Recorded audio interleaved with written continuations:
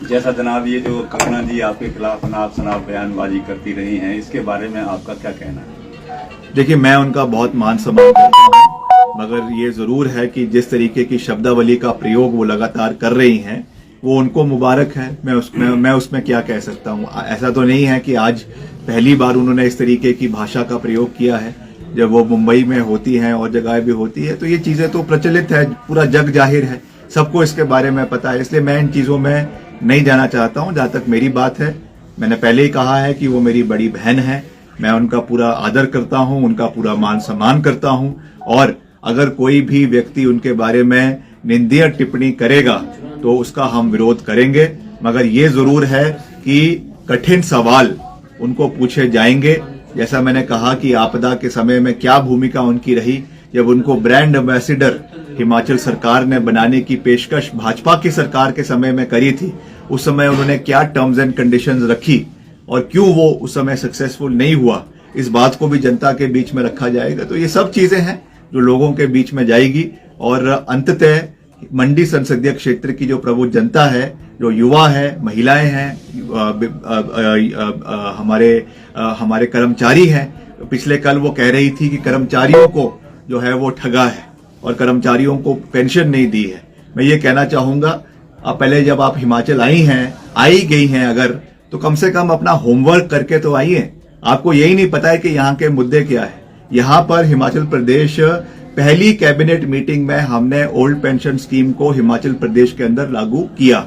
उसका जो 9,000 करोड़ रुपए बकाया जो केंद्र सरकार के पास लंबित पड़ा है, अगर आप इतनी ही हितैषी कर्मचारियों की है तो कृपया करके अपने केंद्रीय नेतृत्व से बात करें और इसको यहाँ पे लागू करने का निवेदन करें, ताकि जो ये 9,000 करोड़ रुपए हमारे कर्मचारियों का दिल्ली में फंसा हुआ है वो हिमाचल में आए और ओपीएस का जो है पूरा लाभ हमारे कर्मचारियों को मिले। ये मैं उनसे निवेदन करना चाहूंगा। धन्यवाद सर। क्या मुद्दे रहेंगे सर जिसको लेकर आप जनता के बीच जाएंगे? अभी जो मैंने सारे कहा ये मुद्दे ही है जो हमने काम किए हैं। चाहे वो आपके आपदा के समय में हमने पूरी मजबूती से काम किया, महिलाओं को हमने 1,500 रुपए की पेंशन जो है वो शुरू करी और उसके लिए विशेष पैकेज जो है वो 800 करोड़ रुपए का बजट सरकार ने रखा।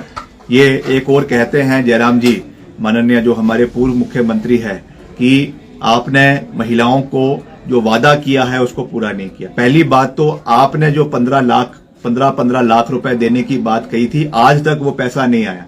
हमने तो बजट का प्रावधान किया है, बजट का प्रावधान करने के बाद फॉर्म भरने शुरू हो गए, जनता को ये पैसा मिलना शुरू हो जाना था। मगर आप जो महिला विरोधी हैं, आप इलेक्शन कमीशन में गए, आपने वहां पे अर्जी दी और इस पैसे को रोकने का हर संभव प्रयास किया। हालांकि इसकी सारी औपचारिकताएं, इसका बजट, इसकी सारी जो प्रक्रियाएं हैं वो चुनाव आचार संहिता लगने से पहले पूरी हो गई थी, मगर क्योंकि आपको डर था इसलिए आपने इसको रोका, ताकि प्रदेश के महिलाओं को जो सम्मान मिलना चाहिए, सम्मान निधि हमारी सरकार की ओर से मिलनी चाहिए थी, वो नहीं मिली है। मगर मुख्यमंत्री जी ने कहा है कि जब आचार संहिता हटेगी उसके बाद हर महिला को ये स्कीम के माध्यम से सहयोग मिलेगा और जो हमारा 2 महीने का बकाया भी जो चुनाव के समय में रुक गया है वो भी महिलाओं को जो है वो आने वाले समय में दिया जाएगा।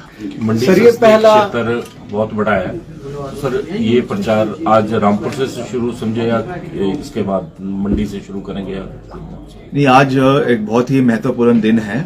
जो हमारे देश के एक बहुत बड़े नेता भीमराव अंबेडकर साहब, जिनका एक बहुत बड़ा योगदान हमारे संविधान को बनाने में रहा है, और सहयोग की बात यह है या आयरनी ये है कि उसी संविधान को आज भाजपा जो है उसकी धज्जियां उड़ाने में कोई कमी नहीं छोड़ रही है। आज जिस तरीके से हमारे संवैधानिक मूल्यों का गला घोटा जा रहा है, आप रोज देख रहे हैं कोई ना कोई कार्रवाई, कभी ईडी के द्वारा, कभी सीबीआई के द्वारा, मुख्यमंत्री 2 मुख्यमंत्री को जेल में डाला हुआ है, जो हत्या करी जा रही है। इलेक्टोरल बॉन्ड का इतना बड़ा मसला निकल कर आया जिसमें आपने देखा कि करोड़ों रुपए जो है कंपनियां वो भाजपा को देती है, उनके ऊपर पहले तो ईडी की, सीबीआई की रेड होती है और जैसे ही वो रेड होती है उसके बाद वो चंदा देना शुरू कर देते हैं। तो एक किस्म से ये हफ्ता वसूली है और कुछ नहीं है। आज ये हमारे देश का हाल हो चुका है, तो इसके खिलाफ हमको लड़ाई लड़नी है, मजबूती से लड़नी है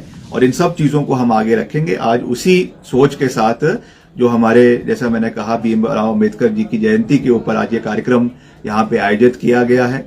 अब क्योंकि कांग्रेस पार्टी ने टिकट भी डिक्लेयर किया है, तो निश्चित तौर से पूरे उत्साह के साथ पूरे रामपुर क्षेत्र के लोग आज यहाँ पे उपस्थित होंगे और अपना आशीर्वाद हमें देंगे, कांग्रेस पार्टी को देंगे और हम यहाँ से इसकी आगाज करते हुए, शुरुआत करते हुए आगे बढ़ेंगे और आने वाले समय में जो मंडी संसदीय क्षेत्र का मंडी जिला है, वहां पे जाकर वहां से जितने भी हमारे ब्लॉक कांग्रेस के अलग अलग वो है उसकी बैठकों में जाएंगे, कार्यकर्ताओं के साथ सम्मेलन करेंगे और फिर चुनावी प्रक्रिया में उसके साथ आस्ते आस्ते रूपरेखा बनाते हुए पूरे संसदीय क्षेत्र के 17 विधानसभा क्षेत्रों का दौरा भी करेंगे, आशीर्वाद भी प्राप्त करेंगे, चाहे हमारा जनजातीय क्षेत्र है, चाहे कुल्लू का इलाका है, मनाली का इलाका है, मंडी का इलाका है, हर क्षेत्र की प्रबुद्ध जनता का आशीर्वाद प्राप्त करेंगे। अपनी सोच, जो हमारा विजन है वहां के लोगों के लिए, उसको भी उनके बीच में रखेंगे और मुझे विश्वास है कि लोग सकारात्मकता को जो है वो अपना आशीर्वाद देंगे। आज जो नकारात्मक सोच, जो गाली गलौज की सोच,